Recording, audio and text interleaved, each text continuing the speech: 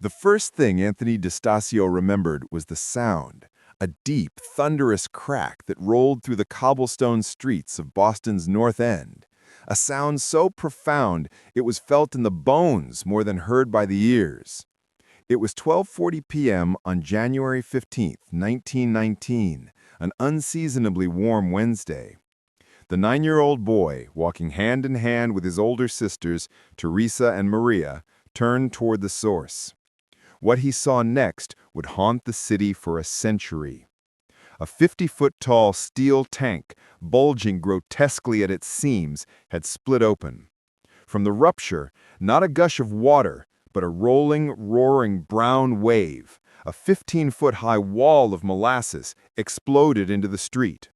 2 million gallons of it, weighing an estimated 26 million pounds, surged outward at an estimated 35 miles per hour. It didn't pour, it charged. The sticky tsunami smashed the elevated railway support girders, bending steel as if it were licorice.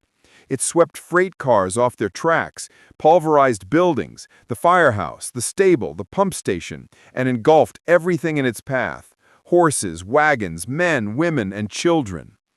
Anthony was ripped from his sister's hands. The warm, sweet, suffocating waves swallowed him whole. He tumbled in the viscous, airless dark, a strange, slow-motion drowning in syrup. The force carried him, a tiny speck in the amber tide, all the way to the frigid waters of Boston Harbor, where he was flung against a seawall. Miraculously, conscious, he clawed his way onto a sliver of land, coated head to toe in a substance that would, for survivors, forever lose its association with cookies and gingerbread.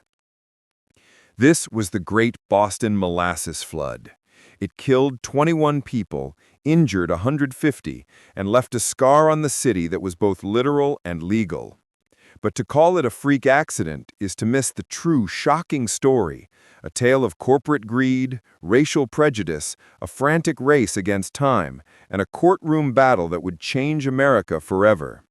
The molasses flood was a disaster waiting to happen, and its sticky fingers reached into the highest echelons of power. The tank, a monument to arrogance. The colossal tank was built in 1915 by the United States Industrial Alcohol Company in the heart of a bustling immigrant neighborhood. Its purpose was pragmatic and profitable: to store molasses shipped from the Caribbean, which would then be fermented into industrial alcohol, a key component in munitions manufacturing. World War I was raging in Europe, and USIA was making a fortune supplying the Allies. The tank was erected hastily, with shockingly little oversight. Arthur P. Gell, the USIA treasurer, with no engineering background, oversaw its construction. He ignored basic principles. The steel plates were too thin. When filled, the tank groaned and shuddered. Neighbors reported strange rumblings and leaks. Children would sneak under it with pails to collect the sweet dripping seepage. The company's response to complaints was to paint the tank brown to hide the leaks, not to repair them. The wave traveled with terrifying force and strange physics. Molasses, in such volume, behaves like a non-Newtonian fluid. It can be poured, but under immense pressure, it becomes a solid battering ram. It flowed with enough power to smash the thick wooden timbers of the Clufferty house, killing Mrs. Clufferty instantly as she was preparing lunch. It lifted the entire fire station off its foundation, trapping firefighters inside. Horses, hit by the wave, were encased and suffocated as if in amber, their legs broken like twigs. The rescue effort was nightmarish. First responders, police, and hundreds of sailors from the USS Nantucket, training in the harbor, rushed to a scene of surreal horror. Victims were stuck fast, drowning in a substance that gripped like glue. Rescuers themselves became mired waist-deep in the syrup. The more they struggled, the tighter it held. They used ropes, ladders, and saws to cut people out. A dawn-to-dusk curfew was declared as teams worked through the night under floodlights, the scene looking like a hellish confectionery. The dead, when recovered, were often unrecognizable, their features obscured by the thick coating. The cleanup was even more daunting. Salt water from fire hoses only spread the mess. Sand was poured to absorb it, but the molasses seeped into every crack, cellar, and sewer. Boston Harbor stayed brown until summer. For decades, residents claimed that on hot days, the neighborhood still smelled of molasses, a sweet, haunting ghost of the disaster. The Great Trial, David versus Goliath. In the aftermath, a reckoning began. The city, the victims, and their families needed answers. USIA, fearing ruinous liability, launched an audacious defense. They claimed not negligence, but sabotage. Anarchists, they argued, had bombed the tank. It was a potent, fear-mongering tactic. The post-war Red Scare was at its peak.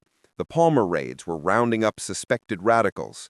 Blaming a shadowy anarchist was a way to deflect blame and play on the prejudices of the era. To lead the plaintiff's case, the families turned to a brilliant, unconventional lawyer, Hugh W. Ogden. He was appointed as an auditor, a one-man grand jury, to hear all evidence before a formal trial. For 3 years, Ogden presided over one of the most complex civil cases in American history. The courtroom became a theater of science and spectacle. Ogden, methodical and relentless, deconstructed USIA's narrative. He brought in metallurgists who showed the steel was fatally flawed. Architects proved the tank's design was insufficient. Mathematicians calculated the pressure dynamics. The sabotage theory crumbled under a complete lack of evidence. Most damningly, Ogden uncovered a paper trail of negligence. USIA had never had the tank properly inspected by an engineer. The company had ignored warning signs and the pleas of the community. The building permit itself had been secured not by following code, but through back-channel whispers between powerful men. In one of the trial's most dramatic moments, Ogden had sections of the shattered tank hauled into the courtroom. He pointed to the thin, substandard steel. He showed how the rivet holes had been improperly punched, creating microfractures. The tank, he demonstrated, was bombed built by ignorance and indifference.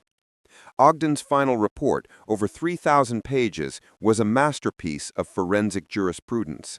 He found USIA entirely responsible. The subsequent civil trial upheld his findings.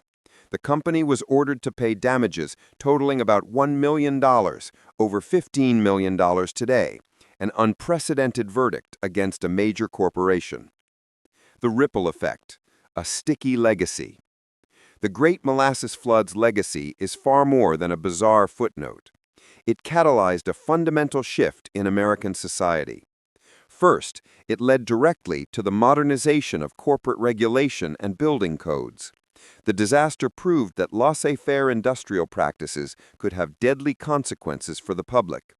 In its wake, Massachusetts and states across the nation enacted strict laws requiring architectural and engineering sign-offs on major projects, independent inspections, and permits based on safety, not connections. It was a cornerstone of the regulatory state that would define 20th century America. Second, the verdict established a powerful legal precedent that corporations could be held fully accountable for negligence that harmed individuals and communities. It empowered the little guy and paved the way for future product liability and personal injury law. Finally, it changed the narrative about immigrants. The victims were not just statistics, they were hard-working neighbors, mothers, firefighters, teamsters, and children like Anthony di Stasio. Their stories, told in the long trial, humanized the North End community and challenged the dismissive attitude of the industrial elite. Anthony di Stasio survived his ordeal. He was pulled from the harbor, hospitalized for weeks, and suffered psychological trauma for the rest of his life. But he lived, bore witness, and became part of the story that forced a nation to look at the true cost of unchecked progress. Today, in the North End, if you know where to look, you can find a small, discreet plaque on a recreation field. It reads, "Boston Molasses Flood." On a very quiet, hot summer day, old-timers used to swear you could still catch a faint, sweet scent on the breeze. A reminder that history is not always written in stone or blood. It is written in something much slower, much stickier, and much harder to clean away. It is written in the collective memory of a city that learned, in the most shocking way possible, that prosperity built on a flawed foundation will eventually, and devastatingly, come crashing down.